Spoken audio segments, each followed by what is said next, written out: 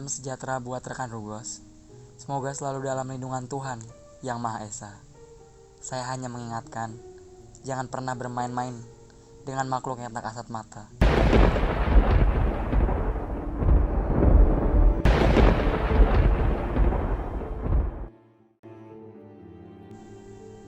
Kejadian ini terjadi pada bulan Februari 2020. Pada saat saya pulang dari suatu daerah wisata yang ada di Pengalengan, Kabupaten Bandung.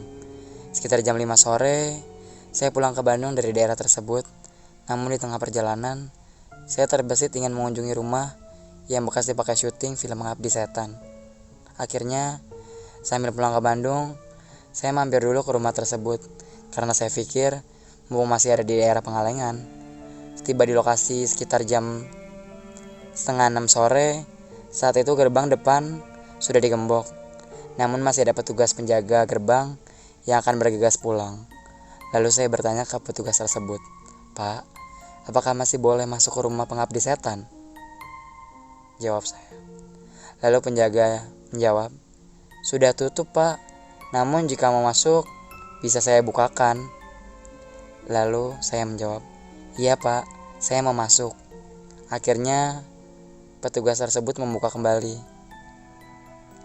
untuk gerbang yang sebelumnya sudah digembok. Lalu saya menginformasikan bahwa saya dari gerbang akan berjalan kaki ke lokasi karena mau shoot video.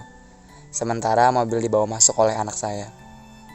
Jarak dari gerbang ke lokasi sekitar 200 meter dan harus melewati pohon-pohon pinus yang tinggi dan pohon beringin yang begitu tinggi dan lebat, serta melewati 2 rumah tua yang tampak begitu seram, namun ada penghuninya.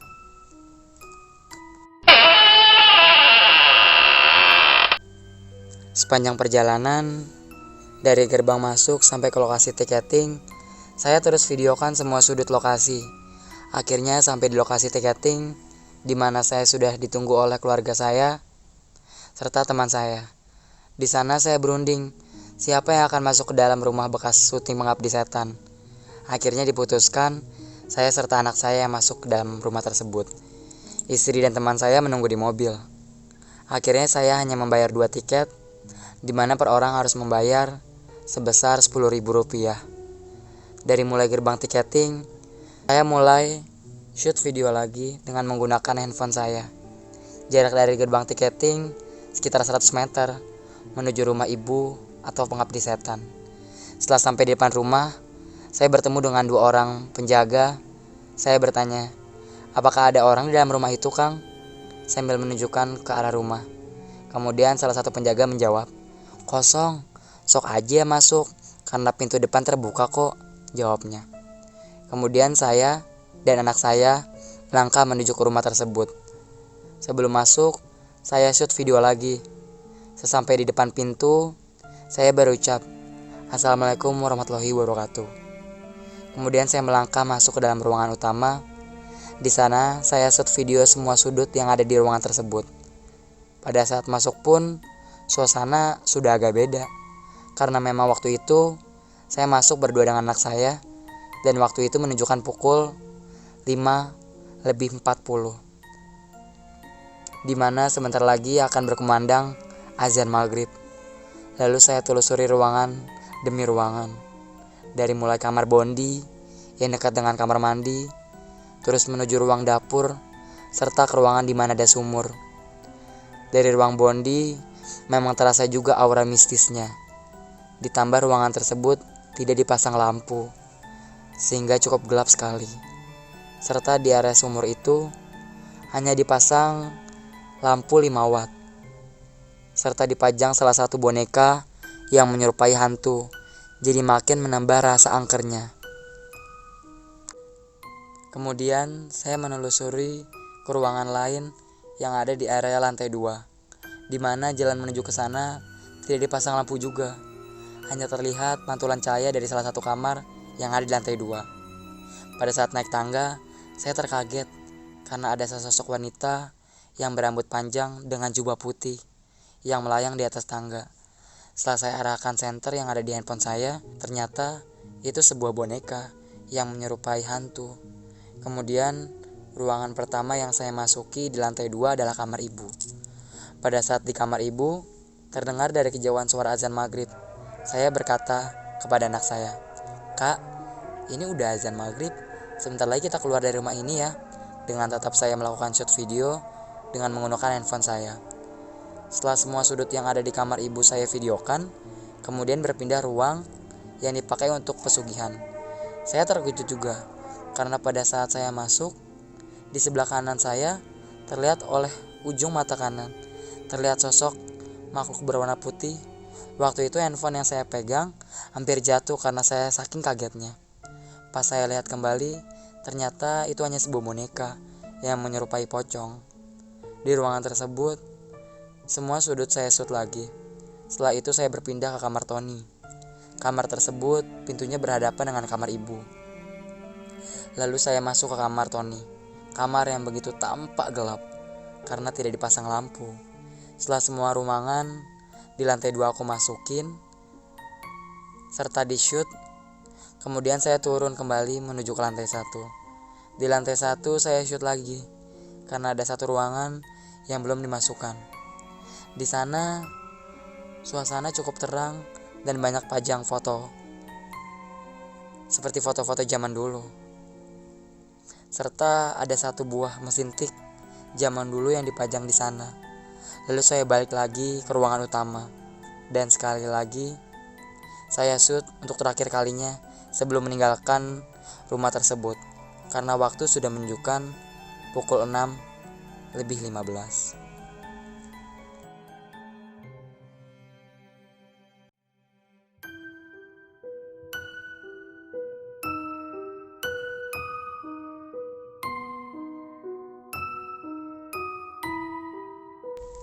Pada saat saya keluar rumah, di sana saya bertemu dengan 2 penjaga yang dari tadi menunggu di luar rumah. Lalu saya bertanya, "Kalau ke sana kemana lagi ya, Kang?" tanya saya. Lalu salah seorang penjaga menjawab, "Itu ke rumah yang ada dijadikan syuting rumah Pak Ustadz," jawabnya. Lalu saya berkata, "Apakah saya bisa masuk ke rumah tersebut?" Lalu penjaga berkata, "Rumah itu dikunci karena gak boleh masuk. Soalnya agak gitulah dalamnya," sambil tersenyum. "Oh, begitu ya, Kang," jawab saya. Lalu saya bertanya lagi, "Tapi boleh saya ke sana buat ambil video aja?" Lalu dijawab, "Boleh saja, silakan." Kemudian saya dan anak saya bergegas menuju ke rumah tersebut sambil melakukan shoot di video. Di sekeliling rumah tersebut, saya shoot dan lumayan cukup seram. Setelah itu, saya dan anak saya menghampiri kedua penjaga tersebut. Lalu berkata, "Kang, sudah cukup sekian aja, soalnya sudah mulai gelap. Makasih ya." Sambil bergegas pergi menuju istri saya dan teman saya yang lagi menunggu di mobil. Namun, tak lupa pada saat berjalan menuju mobil, saya tetap melakukan shoot. Singkat cerita, saya pulang menuju ke Bandung. Di dalam mobil, istri bertanya, "Pah, coba lihat foto-foto di dalam rumah itu." Lalu saya menjawab, "Kalau foto gak banyak, paling video yang banyak," jawab saya, sambil memberikan handphone saya kepada istri saya. Kemudian istri saya cek galeri video yang ada di handphone saya. Lalu istri saya bertanya, "Di mana? Video-videonya kok gak ada sih?" Lalu saya menjawab, "Banyak kok. Tadi saya shoot semua ruangan. Dari mulai ruang tamu, ruang dapur, sumur, bahkan sambil ke kamar ibu saya shoot." Lalu istri saya menjawab lagi, "Gak ada ah, coba deh cek," sambil memberikan handphone kepada saya. Dengan rasa penasaran, lalu saya meminggirkan mobil dan berhenti. Kemudian saya cek semua galeri video dan ternyata benar. Semua hasil video dari mulai gerbang masuk dan semua video yang di-shoot di dalam rumah, baik di lantai 1 maupun lantai 2, semuanya hilang. Yang tersisa hanya video yang shoot di area luar pada saat saya mau pulang. Di sana saya termenung, "Kenapa bisa ya?" ucap saya. Kemudian teman saya bilang, "Apa memang memori HP kamu yang penuh atau memang tidak ke-shoot?" Lalu dijawab oleh anak saya, "Di-shoot ah, ini ada buktinya. Saya foto pada saat Papa shoot video," sambil menunjukkan foto pada saat saya sambil menunjukkan video yang saya shoot.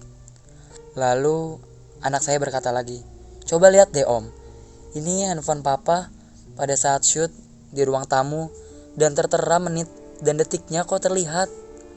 Akhirnya aku berkesimpulan bahwa memang tadi pada saat menjelang maghrib saya shoot video di rumah ibu terjadi hal mistis. Namun saya kekeh bahwa suatu hari saya harus pergi ke sana lagi buat ambil video. Namun waktunya aja yang jangan menjelang maghrib. Takut hasil video saya hilang lagi, pikir saya. Demikianlah cerita saya ini.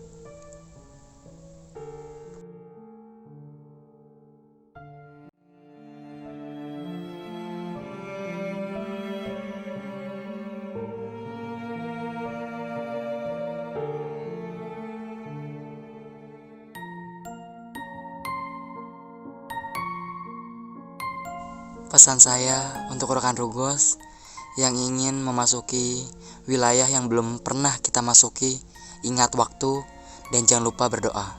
Terima kasih.